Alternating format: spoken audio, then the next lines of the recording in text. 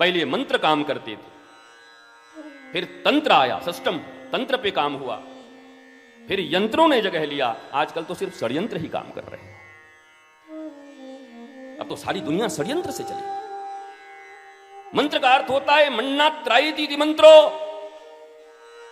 जो मन का त्राण कर दे, मन के भीतर उठ रही उन अनंत विभीषिकाओं को, अनंत लहरों को, जो आपको परेशान किए, हैरान किए, जो आपको रुला रहे, अननोइंगली डिप्रेशन में पड़े, कुछ पता ही नहीं क्या चाहिए, लक्ष्य विहीन है, लक्ष्य का कुछ खबर ही नहीं है, क्या चाहिए ये भी पता नहीं है, मॉल में गए हैं पागलों की तरह घूम रहे हैं, क्या लेने आए, बोला कुछ पता नहीं, देखते हैं कुछ मिल जाए तो।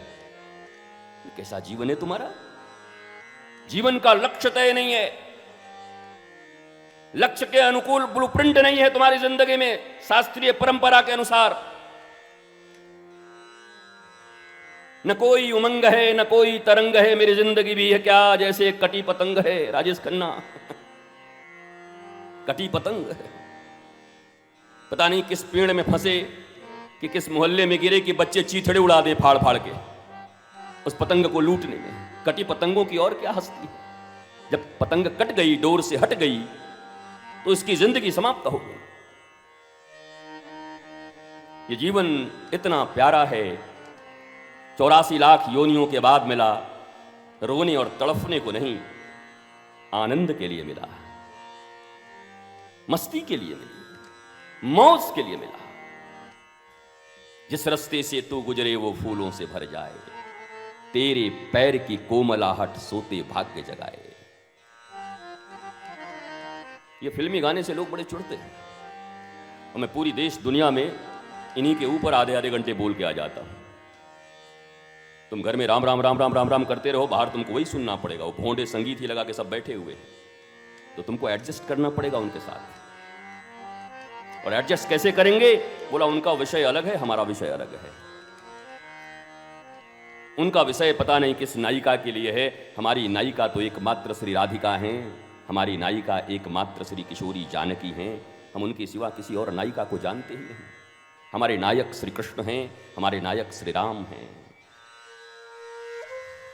कल भी चर्चा किया था कि कैसे इन विदेशियों ने हमारे गोल्डन हिस्ट्री को माइथोलॉजी कह के हमारे बच्चों से रामायण, गीता, महाभारत को एक मिथक साबित कर दिया। Myth, mythology. माइथोलॉजी हमारा वर्ड है नहीं, ये ग्रीक वर्ड है।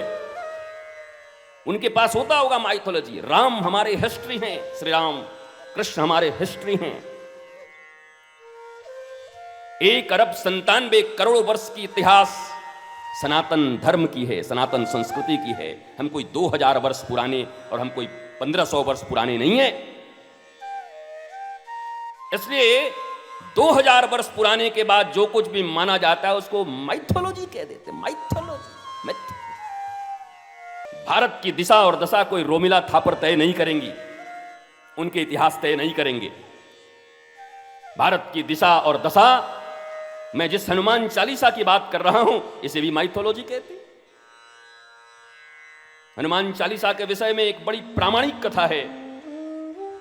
हिंदू धर्म शास्त्रों में तो है ही, संत महंतों ने तो लिखा ही है। बोला हनुमान चालीसा का प्राकट्य कहां से हुआ? गोस्वामी तुलसीदास जब रहते, उनकी ख्याति फैली हुई थी। उन्हीं दिनों उसी गांव में किसी एक बड़े यूथ यंग विप्र का मृत्यु हुआ। गोस्वामी जी चले जा रहे थे रास्ते से, वो दौड़ी हुई इसकी पत्नी आई, चरणों में गिर गई। बोला अखंड सौभाग्यवती भव। अरे बोला यहां पति मर गया, तुम अखंड सौभाग्यवती भव कह, अभी अभी मरा है।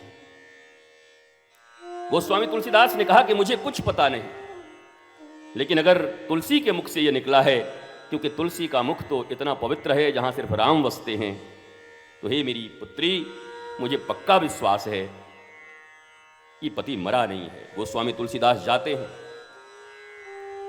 भरे गांव में जाकर के सबको राम नाम मंत्र जप करने के लिए कहते हैं। राम नाम का मंत्र जापन होता है, व्यक्ति उठकर बैठता है। इस कथा को सुनने के बाद आपको लगा होगा कि बाबा जी ने ठोक दिया एक कथा लाके। अब तुम तो सब विदेशी लोग हो, बिना विदेशी इतिहासकारों की बातों के बिना तो हमारी बात को सुनोगे नहीं। यूके में सबसे प्रसिद्ध 2 यूनिवर्सिटी हैं, कैम्ब्रिज और ऑक्सफोर्ड। कैम्ब्रिज विश्वविद्यालय के विलियम फिलिप का एक बुक है, वो मैं जारी कर दूंगा। उसने लिखा है इतिहास के रूप में, और घटना वहीं तक नहीं रही, तुलसीदास जी की बड़ी ख्याति फैल गई, अकबर तक पहुंच गया। अकबर का वित्त मंत्री टोडरमल था, टोडरमल, और एक रहीम खान खाना, जिनको रहीम के नाम से हम जानते हैं। इन दोनों ने बड़ी बड़ाई की जाकर गोस्वामी, तुलसीदास ने मरी को जिंदा कर दिया, और तुलसीदास ने मरी को जिंदा कर। अच्छा, तो अकबर ने कहा बड़ा चमत्कारी है, जरा मेरे यहां बुलवाओ। तुलसीदास ने आने से इनकार कर दिया। कभी हम कोई चमत्कारी नहीं है, हम तो राम नाम के जापक हैं, पूजक हैं, और राम नाम का जप हमने किया, उसका परिणाम क्या हुआ वो मैं नहीं जानता। अकबर तो अकबर, उसने बुलवाकर कहा या तो भरे दरबार में कोई चमत्कार दिखाओ, नहीं तो जेल जाने के लिए तैयार रहो। तुलसीदास ने कहा हम तो ऑलवेज रेडी हैं, भेज दे। तुलसीदास को कारागार में डाल दिया गया। 40 दिनों तक कारागार में रखे गए। उन 40 दिनों में तुलसीदास ने हनुमान जी के ऊपर ये 40 दोहे लिखे। यहीं से इस हनुमान चालीसा का प्राकट्य हुआ, ये इतिहास कहता है। ये कैम्ब्रिज ऑक्सफोर्ड कहते हैं। और तो और आपके यूएसए में जो सबसे बड़ा यूनिवर्सिटी है, वो भी, उसका इतिहास भी, क्योंकि मैं कितना भी कहूं कि बाबा चित्रगुणी ने कहा है, बाबा इन्होंने कहा है, बाबा जी ने कहा है, हमारे महाराज ने कहा है, संत ने कहा है, तुकाराम ने कहा है, कोई नहीं मानेगा। अरे ये बाबा लोग आपस में लिखते रहते हैं एक दूसरे की बड़ाई। कोई विदेशी मान्यता है क्या? तो विदेशी मान्यता यही है।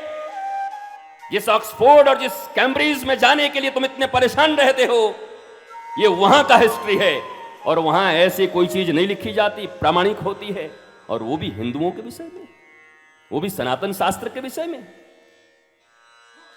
इसलिए प्रामाणिक ग्रंथ है।